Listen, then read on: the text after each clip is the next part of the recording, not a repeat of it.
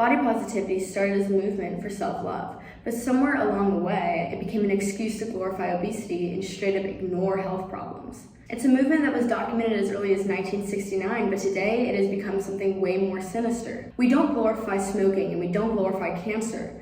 So why are we glorifying a health crisis that kills nearly 500,000 people every year? Let's talk about it.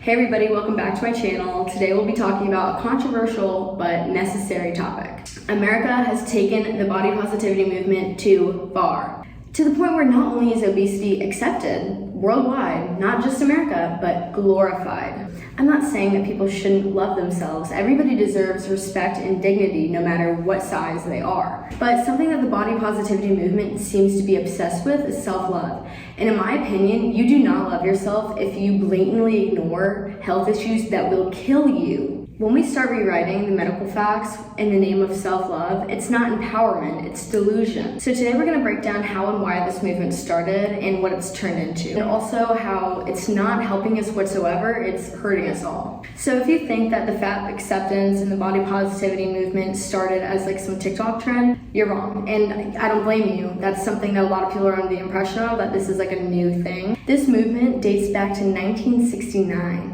And even though there were a lot of empowerment things brewing on the West Coast, it was first documented in New York. Let me introduce you to a man named Bill Fabry. Fabry was an engineer in New York, and he was married to a clinically obese woman. It's safe to say he was frustrated with the way that society and family members were treating her just because she was overweight. So after a lot of extensive research, he came across an article by a man named Lou Lauterbach. And this article just happened to be about weight discrimination. Right up his alley. That led eventually to the founding of the National Association of Aid to Fat Americans. Like I said earlier, around the same time in California, there was another group called Fat Underground, and it was forming pretty quickly. And it is safe to say that their message was very radical. They truly believed that diet was a scam. When you go to the doctor and they tell you that you need to lose weight, that's a scam. They're essentially laughing at you, like pointing and laughing and saying, hey, there's fatty. Like, no, that's not the case. The way I would compare it today, in today's society, there are people out there that believe that when they go to the doctor, they have like a sty that won't go away, or they all of a sudden have like a lot of bad back pain and they're medically obese. The first thing they're gonna tell you is, well, lose weight, and that'll probably stop. These patients really do believe that it's not because they're overweight. Help me with my sty so I can go. And it's like, no, the reason that your body is failing in different sections is because you're overweight. That is the first problem. So basically my point is that these people believe that, and in today's day and age, that's what everyone believes. Doctors are a scam. They don't get paid $200,000 plus a year to scam you, at least when it comes to that.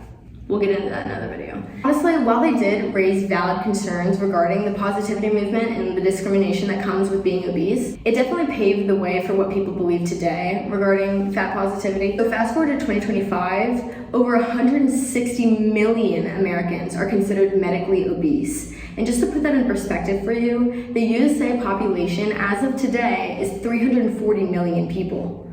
So that leaves maybe like 180 million people around there that are considered medically healthy.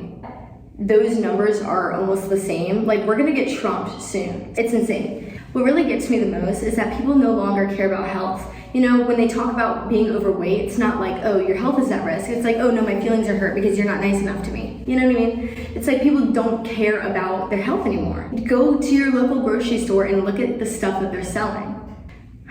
Like, I just don't understand that, because your feelings aren't gonna help you when you're having a stroke, okay? You being like, well, but like, I love myself. That's not gonna help you when you clutch your chest and you're having a freaking heart attack, okay? That's not gonna help you. So doctors are consistently called fat phobic for, like I said earlier, warning patients about obesity and saying that a lot of their health problems are probably just because you're obese. A lot of popular fitness influencers are attacked every day, saying that they're promoting non-traditional body, that this isn't achievable. That's what annoys me, because it's like the people that call out the fitness influencers have no idea what they're talking. They haven't even clicked on the fitness influencers page. It's clear that they're not even watching these videos. If anything, they steer so far away from being negative. All they care about is people's health, and they want to promote that.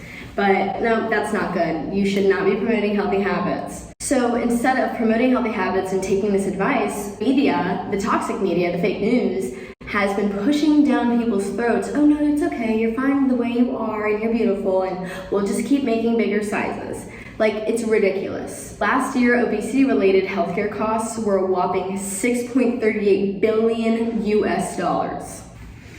And yeah, major brands like Victoria's Secret, Abercrombie and Fitch, they're all changing the ads. I don't know if you've seen this one recently. Can we do a side-by-side of 2000s Calvin Klein and then 2020 Calvin Klein? Now, let me be very clear. I'm not judging these people whatsoever. It's your life, you live the way you do, and I could care less about what you think about yourself or what you think of me. I have so much more to deal with and worry about than worry about that. So anyway, the brands that were once built off of athleticism and, being healthy and staying strong are now promoting this. You say, okay, well, I don't see any words. I don't see them saying body positivity. They don't have to say that. When they're putting a 300-pound woman on the front page of Victoria's Secret, that's promoting fat positivity. Recent studies show that people that are obese have like a 55 to 185% higher chance of developing depression. Wonder why? I'd be depressed if I was immobile and couldn't breathe correctly and was constantly having health issues and being judged by the media. Honestly, being judged by the media is your last problem. You should be worrying about that last, if at all. Everybody wants to talk about self-love. If you love yourself, you should be able to go over a flight of stairs without dry heaving. I don't blame them for getting depressed because I'd be depressed too if I was immobile. And it's also a lot harder to get out of that rut of depression because you're just rotting in your bed all day. Like, I know when I have bad days, like, I don't want to get up, I don't want to go to the gym, I don't want to do anything, I want to like stuff my face, whatever. And that becomes a lifestyle, an endless cycle. At the center of it all, the reason the media wants them to stay trapped in this mindset and in this body is because it's making them more money. They're essentially keeping people in a cage by, oh, here's a free house, here's free food stamps, here's this, here's that, oh, but you gotta be 400 pounds.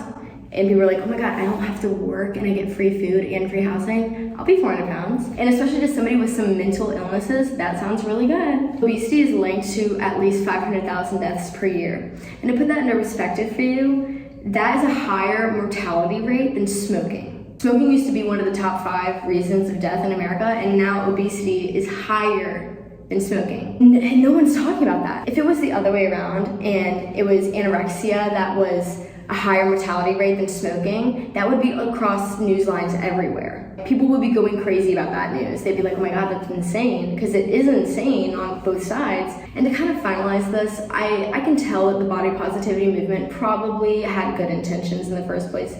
I don't think anyone sought to take some sinister turn the way it did. If we really care about people, we have to care about their health first. That is what's keeping you alive. It's not just physical, it's mental and emotional as well, but that comes with your physical health. If your physical health is damaged, then those other two are just gonna go right down with it. Self-love or love for your family or for your best friend, like, it means telling the truth, and without truth, that's that you don't love somebody if you're lying. Why doesn't anyone cherish their life anymore? We need to be body positive about being healthy and eating healthy and being mindful and conscious about what we're putting in our bodies every day.